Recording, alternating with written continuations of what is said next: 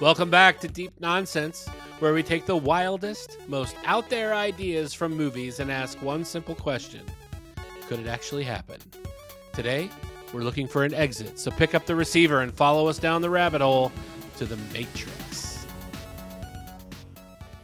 All right. So you remember that scene in The Matrix where Neo downloads kung fu straight into his brain? Yeah, instant kung fu master. Who wouldn't want that? Right. Totally captures the imagination. But today, we're going to dig deep into how close we actually are to that level of, I guess you could call it rapid skill transfer. Right, like let's separate the Hollywood magic from the actual science. Exactly. And we've got a really interesting mix to work with here. Some cutting edge neuroscience and the latest on brain computer interfaces. Now, we touched on something similar to this in one of our previous episodes on Robocop, computers directly interfacing with the human body. But this stuff is more like Elon Musk's Neuralink. So our goal is to sort of cut through the science fiction hype and see what's really possible grounded in, what we know about brain and technology today, right? Absolutely. And I think the other thing is to make it relevant. Well, one of the things these kind of things like what would the real purpose of this be? Anyone who's ever wished they could just download a new skill, I mean, there's got to be a reason for it, right? Well, yeah, the fantasy of bypassing all the hard work and the hours of practice is definitely alluring. Well, absolutely. And I think maybe that's a good place to start. What does learning a skill actually look like in the brain? For this lesson, let's get into the nitty gritty neuroscience of it all. Okay, so at its core, every time you learn something new, whether it's a language, a musical instrument, or even kung fu in this case, your brain cells, these things called neurons, start forming stronger connections with each other. And those connections, if I remember, are called synapses, right? The one thing from biology class that I might have retained. That's right. And it's the strengthening of those synapses through practice that makes you better at something. Initially there's this stage of just understanding the concept. Then you got to consolidate that knowledge and eventually it gets retained. Okay, I think I got it. But thinking about Kung Fu specifically, you're not just talking about, remembering a few facts. You've got to coordinate muscles, timing, balance. I mean, it's got, in terms of actually integrating that, internalizing that skill, that's insanely complex. Oh, absolutely. Multiple brain regions are involved. Your motor cortex that initiates movement, the cerebellum that helps smooth it all out, make it coordinated, and then the basal ganglia, which play a key role in learning those movement patterns and making them automatic. It really is a symphony of brain activity. Good gosh, I haven't thought about this kind of stuff since college. I don't know if you knew, but I was a biology minor in college. Uh, I did not knew this. No. it's really weird. I was like a theater major and a biology minor, which was the dumbest combination. Uh, Wait, I anyway, think you were talking about neuroscience. We have to dig into that for a second. yeah, really, What motivated those two choices? it was kind of a dude. I don't know what motivated that. I really like biology a lot, but I like theater more, and dude, this You is just why I needed went to a college little for 10 fix. years. I went to college for 10 years. I actually ended up graduating with a degree major in mass comm, minor in theater. So, yeah, the whole It thing worked was, out. uh, yeah. Oh, yeah. So there's like a whole orchestra going on there just to throw a punch. Back I to what get we were it. talking about. Yes, I was gonna say, back to the subject at hand. Okay, right, a whole orchestra, pretty much. But another thing is, it's not just about repeating the same moves over and over and over again, right? There's also this concept of actual transfer, which is basically how you apply what you've learned in one situation to a different one. Right. Like if you learn to play tennis, does that make you better at, I don't know, racquetball or badminton? So see, that's a perfect example. That's what we call low road transfer, which is where you use a skill for a very similar task, like adding numbers versus, I don't know, multiplying. And the question is it more about applying general problem solving strategies to new situations, or is it something else?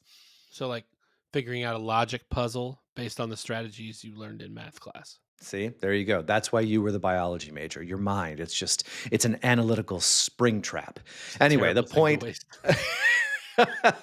then it's a good thing we're doing this. Yes. Anyway, the point of this all is that really complex skills, for instance, kung fu, That kind of broad transfer is not simple.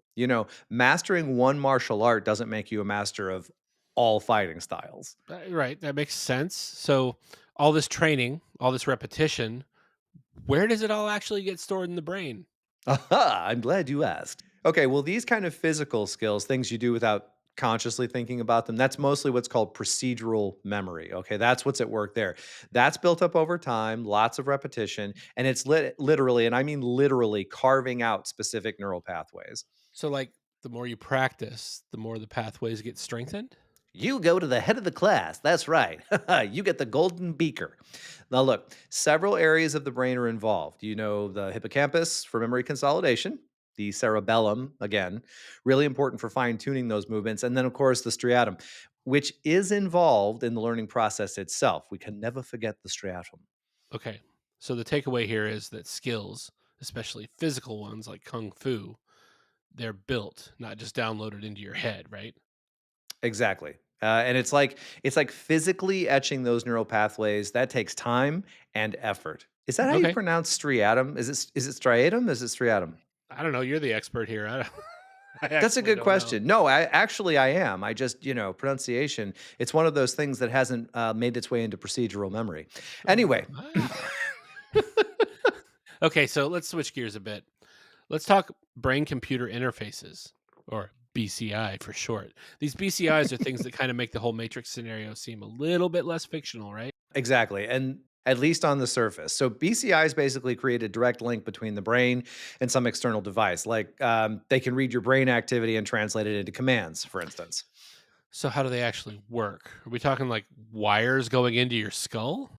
Well, there are different types. So that's one way to think about it. We categorize them by how invasive they are. You've got non invasive BCIs like EEG, which that uses sensors on the scalp to pick up brain waves. It's the safest, but doesn't have the best signal quality. Right. I've seen those in hospitals and stuff. Yeah. Yeah, exactly. And then you have partially invasive BCIs like ECOG, where electrodes are placed on the surface of the brain. Ew. Better signal, but it does require surgery. So, if you're up for that. And then the most invasive are microelectrode arrays that go directly, do you hear that? Directly into the brain tissue. That one gets me God. creeped out. No, that sounds really intense. So, what are we actually using BCIs for these days? Are they helping people learn kung fu yet? Not quite. Right now, the main applications are medical, helping people with paralysis, control prosthetic limbs, or enabling communication for folks who've lost the ability to speak. Okay, so like restoring lost function essentially. Yeah, precisely. And if you ask me, probably a more practical application of that kind of technology. But we're also seeing some cool developments in areas like art, gaming, even using BCIs for narrow feedback. But the key point here is that current technology is much better at reading the brain's intentions than actually writing new information into it. Okay, so like decoding what's already there, not encoding new stuff. Yeah. Ah, And there are still lots of challenges, like getting a really accurate signal, dealing with the fact that every brain is wired differently, even the speed at which we can transfer information. plus I imagine the equipment itself is pretty complex. Oh, without a doubt. I mean, okay, it's not like when I bought this microphone and I just used a USB C to a USB A and plugged the USB in. It's not quite like that. Okay, so where does Neuralink fit into all this? I mean, Musk has talked about some pretty ambitious goals for it. Yeah, I mean, you have to kind of be excited about the potential for something like that. The initial focus was on what they call telepathy, not kind of not the classic definition that we think of, but basically allowing people with paralysis to control devices with their minds. That sounds pretty sci-fi. Right, exactly, it does. So, I mean, if you think about that into relation to what the actual the subject of this particular episode's about, it's not that far off. So it does sound pretty sci-fi, but they have made real progress. Longer term, they're looking at things like restoring vision, motor function, speech.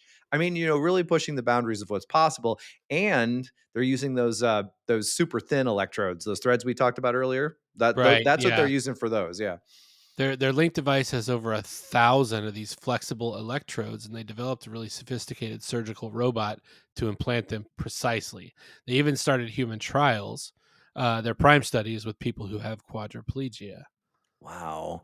So they're actually testing this stuff in humans? Yeah, they are. They're also working on things like controlling robotic arms, their convoy project, and restoring vision with their blind sight project. But there are still big challenges like making sure these implants work reliably over the long term and that they're biocompatible, that the body doesn't just straight up reject them. Well, right. You got to make sure it's safe for people. Right, and we talked about that in Mm, the RoboCop episode. yeah. I That's mean, right. it's important to remember that Neuralink, at least for now, is focused on medical applications, not instant skill uploads. Okay, so we've kind of done a deep dive here on the neuroscience, but let's bring it back to the matrix, okay? It seems like even with all these advances, we're still a long way off from Neo's instant kung fu download, right? I mean, is that safe to Right. say? Yeah, because kung fu isn't just data, it's a physical skill ingrained in your muscle memory. That's built through years of training. Those neural pathways we talked about, they develop gradually. So unlike Neo, we can't just bypass that whole process of building those connections step by step, at least not with our current understanding. Right. We just don't know enough about how procedural memories are encoded at that level of detail to just like replicate them artificially. Well, and okay, here's a question. Wouldn't each person's kung fu program be different anyway, like their brain? They would have I mean, it would have to be wired itself in a unique way. Exactly. That's another big hurdle. Like a universal download wouldn't work. Plus, there's this whole issue of safety. We don't really know how to stimulate the brain to create this complex physical skill without potentially causing harm. And you can't forget the physical practice itself, right? The Matrix skips over all the hours of training, the sweat, the building of that mind body connection. So I think at least obviously from the human perspective, because we're not robots, that embodied experience is crucial. It's not just about what's happening in your brain. It's about how your brain interacts with your body. Well, it's absolutely about how your brain interacts with your body. So wrapping this up. It seems like instant skill transfer, at least the way it's portrayed in the Matrix, is still firmly in the realm of science fiction. Yeah, I think so. And another thing that I was just now thinking about was like if you're going to practice, let's say, a front kick, right? And in Yeah. your brain, the technique for how to do that front kick somehow put in there, via whatever the matrix is doing to make you instantly learn how to do a front kick. That doesn't necessarily mean that the muscles in your legs are worked out in the same way that it would be if you just practiced the front kick for years. Like the your thigh muscle is going to develop to be able to put power behind that kick as you're practicing the technique. It's going to so you got that mind body interaction that I just is it's just not there. And for now, our brains are just too complex. And while BCIs are an exciting area of research, their focus is primarily on medical needs, not instant expertise. Well, that's exactly the truth. And I think there's a beauty in the complexity, which still makes you think, if we could just download skills, what would that even mean for our sense of mastery? Or here's the thing, people talk all the time now about personal growth. I mean, would there really be a sense of personal growth if you could learn something instantly and have it mastered without the work and really the mistakes, because that's an essential aspect of the human experience, is learning something through failure and then going back to it and trying it again. I mean, that's mastery when it comes down to it. That's very true. I guess it would be like back in the day whenever you had a record collection, every record was kind of precious to you because it all Yeah, had a story. It had a story with it. story with it. You would buy. Oh, I bought this one on vacation in Atlanta, or I bought this one when I was in Times Square. And it's like you have 15 records that are they have a story behind them, as opposed to now when you have 30 gigabytes of music on your hard drive and you're just like, skip that one, skip that one, skip that one. It just becomes, I guess, less personal, as far as the personal growth thing. So that's definitely something to ponder. And on that note, that is a wrap on today's episode of Deep Nonsense. I hope you guys enjoyed the diving into the neuroscience of skill transfer. Whether it's catching ghosts or building a cyborg cop, creating a never ending candy, it's always wild to see just how far fiction stretches reality. If you've got a crazy movie concept you want us to break down, hit us up. Leave your comment or send us a message with your ideas. And who knows, your suggestion might just be the next episode. In fact, the next episode came from us as a suggestion. Don't forget to like, subscribe, and hit that notification bell so you never miss an episode. Your support helps keep the nonsense going. Thanks for listening to Deep Nonsense, where we take movie magic and see if it can ever become real. Catch you next time.